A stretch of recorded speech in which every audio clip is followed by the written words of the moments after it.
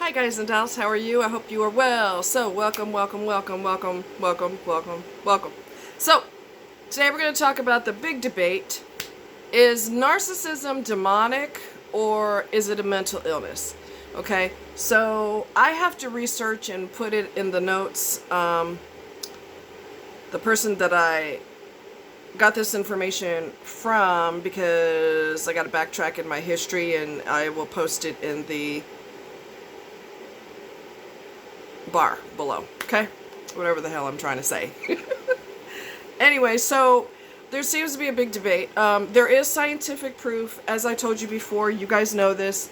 Narcissism, sociopathy, psychopathy, there's a difference in their brain patterning when it's hooked up to the computer, as opposed to a normal brain. They look completely different, okay? So there's scientific proof that there's something going on.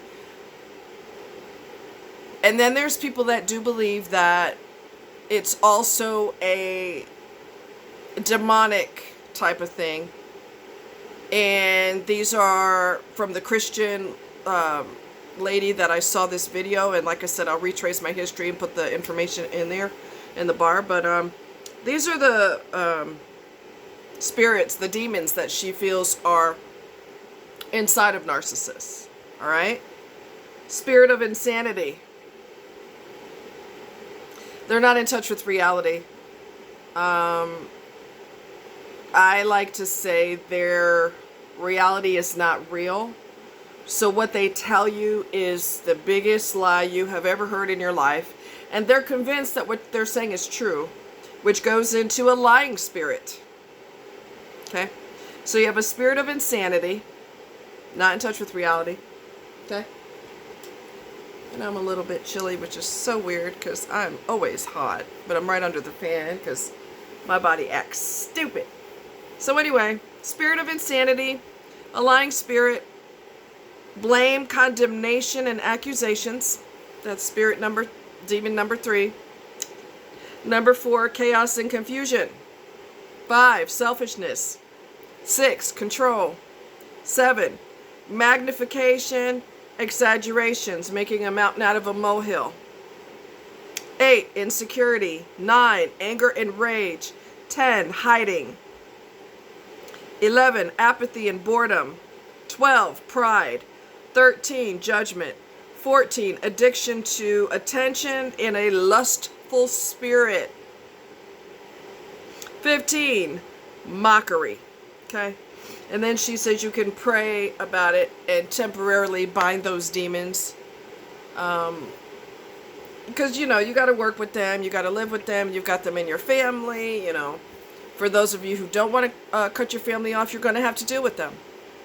I cut mine off because I don't have to deal with that crap. I just don't. Act like you got some sense or we're done.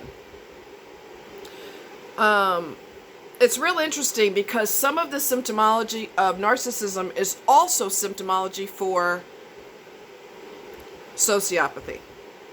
Okay? So let's go ahead and touch on that. Hold on a minute. Let's see what we can get here. Differences between narcissism and sociopathy.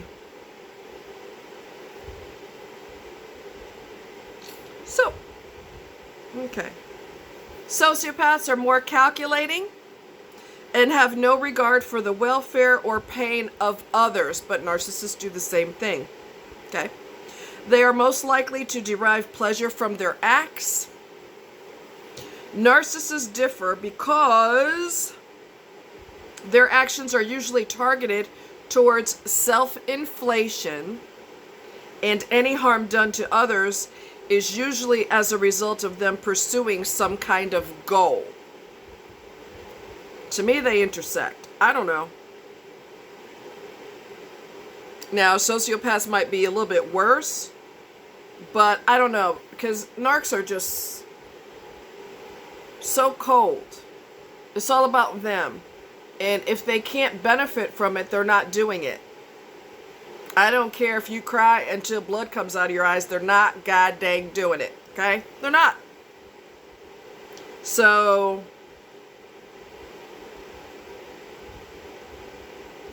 These are the shared traits that they have, and this is according to Psychology Today, okay? They both can be, this is narcissism and sociopathy. Sociopathy. All right. They can be charismatic, intelligent, charming, and successful, as well as unreliable, controlling, selfish, disingenuous, and dishonest. They share exaggerated positive self-images and sense of entitlement. For example, when they're abusive, they believe they're justified and deny responsibility for their behavior. They lack insight. Although they might feign, which means fake, appropriate emotional reactions, this is usually insincere as they lack empathy and emotional responsiveness. Okay? So let's talk about what distinguishes between the two, because that's where it, you know what I mean, like, it gets a little weird. While sociopaths qualify as narcissists, not all narcissists are sociopaths. Okay? What drives them differs, but the main distinction is that sociopaths are more cunning and manipulative because their ego isn't always at stake. In fact, they don't have any real personality. They're the ultimate con artist and can take on any persona that suits them. Thus, they may be harder to spot because they're not trying to impress you or win your approval, unless it serves their agenda. Instead of bragging, their conversation might center on you rather than on themselves, and they can even be self-effacing and apologetic if it serves their goal. Okay? And a sociopath is more calculating and might premeditate aggression in advance. A narcissist is more likely to react sooner with lies and intimidation. You see my face, right? I've witnessed that, and you know who the person is that I'm talking about. Narcissists often work hard to achieve success, fame, and perfection, but may exploit others along the way. There's no may about it. They exploit others along the way. Let's just keep it real. In contrast, sociopaths try to swindle, steal, or exploit others financially. So one of the people that I would think of exploit others financially would be Madoff. The guy named Madoff, I don't remember his first name. But he swindled lots of people out of a lot of money, if y'all remember. Madoff. Yeah, he made off with their money. Although both characters may be motivated to win at all costs, narcissists are more interested in what you think of them, whereas sociopath doesn't care. They need others' admiration. This makes them dependent and codependent on others and actually capable of being manipulated. They're less likely to divorce their spouse than a sociopath who might leave or vanish if they're exposed or they don't get what they want. I don't necessarily agree with that. I think women are more likely to leave than a man. Men hate marriage. A lot of men hate the idea of it, but once they feel that security, they're more likely to stay in it. Even if their wife turns out to be a lunatic, they're more likely to stay in it, hoping that things get better. If he's a normal person, he hopes that things get better and tries to work on it. But if she's got issues, his work will fall on deaf ears because she doesn't care. Okay?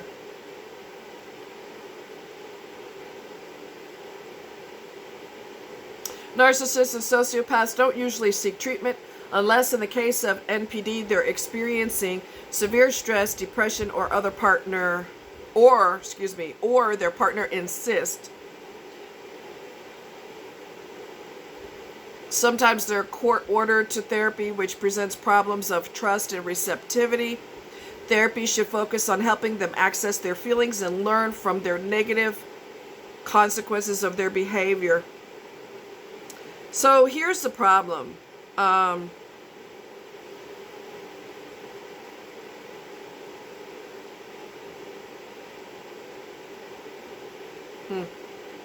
be concerned with the diagnosis. Instead, heal yourself from trauma or PTSD and codependency. Codependency is a word that's tossed around a lot. Basically, you're addicted to pleasing others, even when it's crystal clear that that's not working in your favor. You're still bending over backwards trying to help this person, trying to love them more, trying to love them harder. That never works.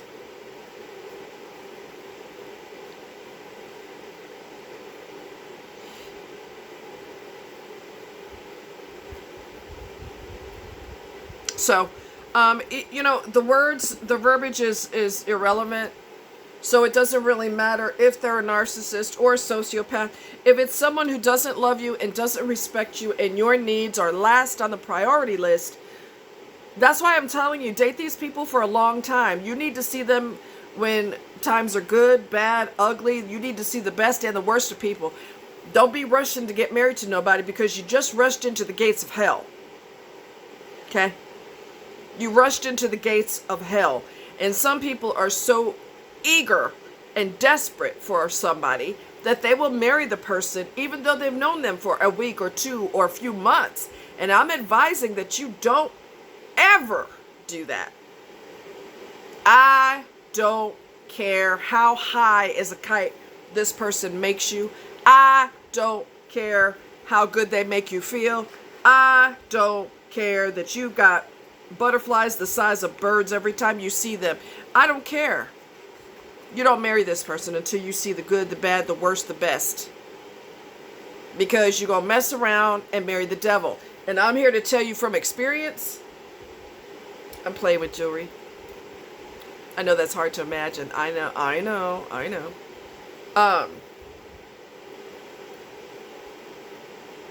You think you head over heels in love with this person.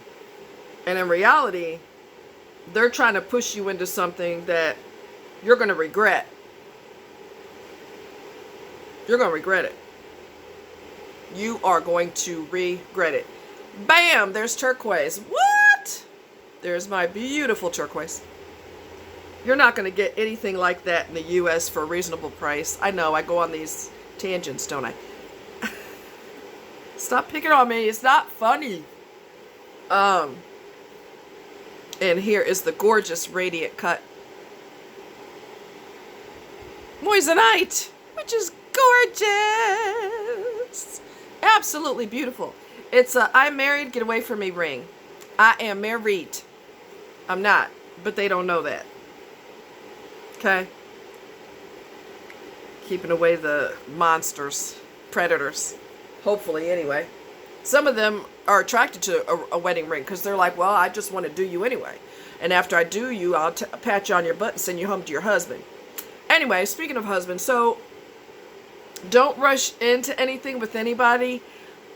Don't fall into that pit of despair that is masquerading as adrenaline rush, and this is the person of my life, and this is the love of my life, and the man or woman of my dreams. And so you marry them way too early. Please don't do that, because I'm telling you right now, you're gonna regret it. There is a gentleman that I talked to online that fell for this woman's BS and her charm, and she's beautiful and she's charming and she laughs all the time and she's so positive and she smiles all the time and she's just the ray of sunshine everywhere she goes. They got married after a few months. He regrets it. I want to get you before you regret it. Divorces are expensive. So, and your life, since you have to go home to this person every single day, your life will be a living hell every single day. Do you want that? Because this person is trying to convince you to marry them? That should be your first goddamn red flag. That should be your first red flag. Okay? You don't rush to get married. You'll be rushing to the lawyer's office. I'm telling you. Okay? I'm telling you. You don't want to rush into anything, because things will change the minute you say I do. You will wonder what you just did. When you said I do, you don't know what you just did. Okay? So, what's my opinion on, do I think it's a mental illness or demonic spirits? I think it's both. I think it's both. I don't think it has to be one or the other. I know people try to put them in one category or the other, but I'm here to tell you, I think it's both. Because God is about love and light. And what is mental illness? Darkness, conniving, destruction, calculated destruction, manipulation, pathological lie. None of those are what is what God is about.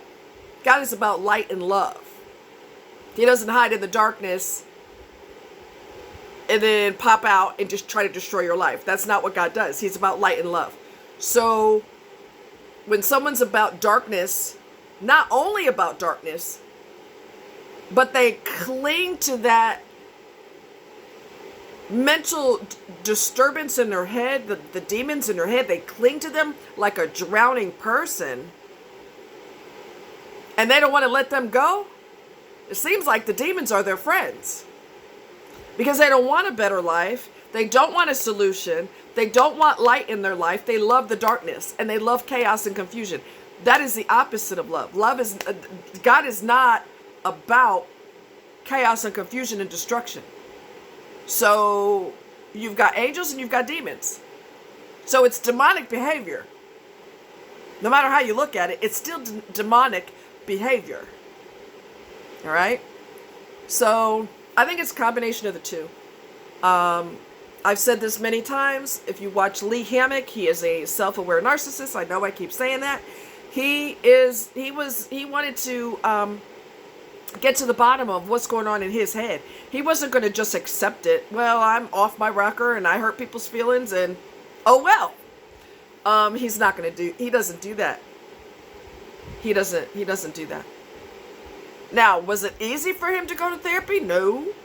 His wife told him, I believe you're a therapist. You are a narcissist. And he said, you're a narcissist. And then once she up and left with the baby, they're back together. They've been together for a while now. They're doing fine. But he actually researched. What is a narcissist? Or am I a narcissist? What are the symptoms of narcissism? And he realized that, oh crap, that's me. Now, he has a twin brother. They're fraternal twins, not identical twins. But his twin brother told him, I told y'all a long time ago, let me backtrack. I told y'all don't go on trips with them. They will make your life a living hell. Do not go on trips with them. Do not go in their car because when you want to go somewhere, they're not going to goddamn do it. Even if it's something they want to do, they're not going to do it because you want to do it. I mean, that is the opposite of God. I'm sorry. That's the opposite of God. That's demonic. Enjoying hatred and evil and negativity and darkness. You're a demon. You've got a bunch of demons inside of you. Okay? But once he got therapy, his twin brother said, Lee's brother said, man, I'm so glad you got help because when we were growing up and we went on trips, I hated going on trips with you because you were always argumentative. There was always fighting. There was, fights and there was always drama. I hated going on trips with you. And he goes, really? He said, oh yeah, you were unbearable. But because he's self-aware, he takes responsibility for how he not only acted in the past, but how he acts even to this day. Because narcissism doesn't disappear because you go to therapy, but therapy gives you tools so that you can be a better person and get along better with the people that are in your life. So, is it mental illness or demons? I believe it's both. Leave your comments in the comment section below. Let me know what you think, okay? I love you guys. Take care. Mwah. Don't rush into anything. Don't rush into anything because if you're rushed to get married, you're going to be rushed into the lawyer's office. I'm warning you. Don't say I didn't tell you because I'm warning you. There's nothing romantic about marriage. It's a business contract. And if that person takes your heart and stomps on it, they reneged on their end of the contract. And your life is going to be a living hell until you get out of there. And then now you got to fight for child custody. Now you got to go to the lawyer. Now you got to deal with hateful texts and hateful emails back and forth. When you can avoid that, all of that, by not rushing into anything. I don't care how this person makes you feel. They're manipulating you. If somebody is of sound mind, they don't want to marry you in 5 minutes either, because they want to make sure that you're not crazy. Okay? Love you guys. Take care.